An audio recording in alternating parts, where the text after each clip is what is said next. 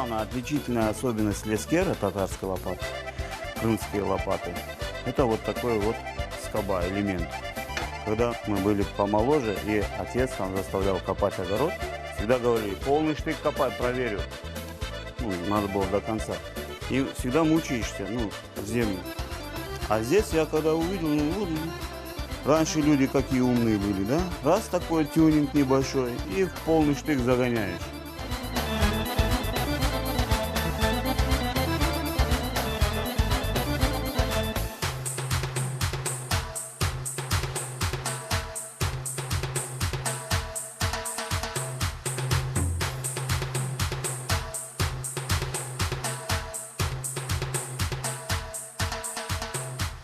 Балка. Это мой Харвашка еще с ним, видать, ходил.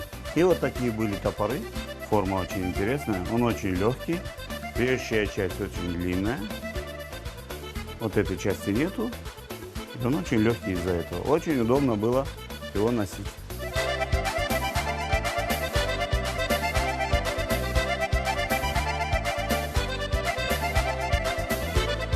Плуги были деревянные.